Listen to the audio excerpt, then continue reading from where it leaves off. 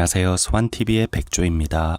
중국 최대 규모의 민영 부동산 개발업체인 헝다그룹이 유동성 위기를 맞으면서 2008년 미국의 리먼 브라더스 파산으로 촉발된 금융위기가 재현되는 것이 아니냐는 우려의 목소리가 나오고 있습니다. 따라서 이번 영상은 현재 중국의 헝다그룹의 상황이 어떤지, 그리고 세계 시장과 국내 시장에는 어떤 영향을 미치는지 등에 대한 내용으로 영상을 준비했습니다. 다음은 헝다그룹 파산 위기와 관련된 뉴스들인데요. 인터넷에 헝다그룹이라고만 검색을 해도 수많은 기사들을 보실 수 있습니다. 커지는 중국의 부동산 재벌 헝다그룹 디폴트 우려, 리먼 사태 재현되나, 헝다그룹 제2 리먼 사태 올까, 헝다그룹 파산 위기, 부채 353조 원 달해 등의 내용들인데요. 금융투자업계에 따르면 헝다그룹은 원화로 약 353조 원에 달하는 부채를 가졌고 채권 결제 마감일을 앞두고 있는데 이를 결제하지 못할 가능성이 높아 파산을 맞을 우려가 있다고 합니다. 또한 9월 주택 판매량이 큰 폭으로 하락해 회사의 현금 흐름 상황이 더 악화될 것으로 보고 유동성 긴축을 완화하기 위해 일부 자산을 매각하려고 노력했지만 아직까지 아무런 성과를 거두지 못했다고 하는데요.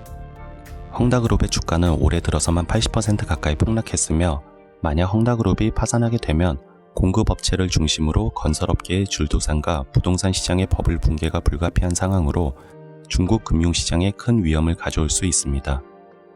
그리고 이는 글로벌 경제에도 타격을 가할 수 있으며 세계 금융권에서는 중국판 리먼 사태가 일어날 가능성이 있다고 보고 있습니다. 중국의 국내 총생산에서 부동산이 차지하는 비중이 28%를 넘어서고 있습니다.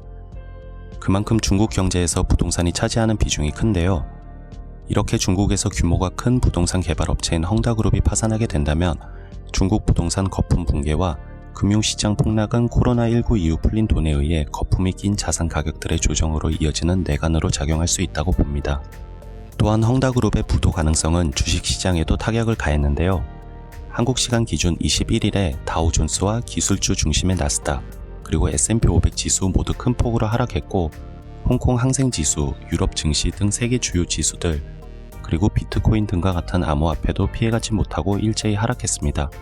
그래도 다행히 한국 시간 기준 22일에는 헝다발 우려가 다소 진정되어 뉴욕 증시는 혼주세로 거래를 마감했고 홍콩 항생지수도 반등을 성공했습니다. 그러면 헝다그룹의 상황을 조금 더 살펴보면 현재 헝다그룹에게 많은 돈을 빌려준 은행이 홍콩은행, 즉 HSBC입니다. HSBC에서 도움의 손길을 준다면 그나마 헝다그룹이 숨을 돌릴 수 있겠으나 과연 도움을 줄까요? 제가 생각했을 때 도움을 주지 않을 것 같은데요. 이유는 HSBC는 미국과 영국의 자본이 대부분입니다. 그런데 현재 미국과 중국이 패권 전쟁 중이죠.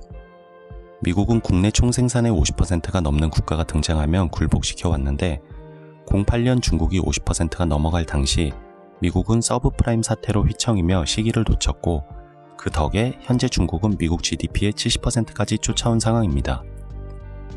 이런 상황에서 미국과 영국의 자본이 대부분인 홍콩은행에서 도움을 주지는 않을 것 같습니다. 오히려 파산하게 놔둘 것 같은데요. 그럼 헝다그룹은 이 위기를 극복하기 위해서는 중국 정부의 도움을 받아야 합니다. 그러면 중국의 헝다그룹이 파산하게 된다면 우리나라에는 어떤 영향을 끼칠까요? 앞서 말씀드린 대로 중국에서 부동산의 비중이 28%를 넘어섰습니다.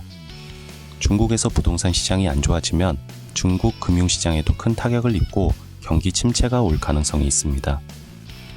우리나라는 수출 의존도가 높은 나라인데 그중 대외 수출 무역의 40%가 중국이 차지하고 있습니다.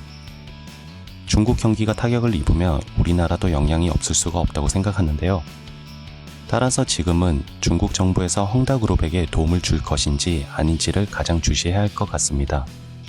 현재와 같은 상황에서는 부동산이든 주식이든 급하게 투자를 하기보다는 현금을 비축하면서 상황을 계속 지켜봐야 할 것 같습니다. 만약 헝다그룹이 파산하게 되고 중국 경제가 타격을 입게 된다면 우리나라 부동산 시장에 조정이 올 수도 있고 또 한국 증시가 조정을 받을 수도 있습니다. 그럴 때 줍줍할 수 있는 현금이 있으면 이러한 위기는 곧 누군가에게 기회가 됩니다. 따라서 우리도 위기를 기회로 만들 수 있는 준비된 자가 될 수 있도록 항상 상황을 주시해야 할 것 같다는 말씀으로 금일 영상을 마무리하겠습니다. 오늘 영상이 좋았다면 구독과 좋아요 그리고 알람 설정도 해주시면 감사하겠습니다.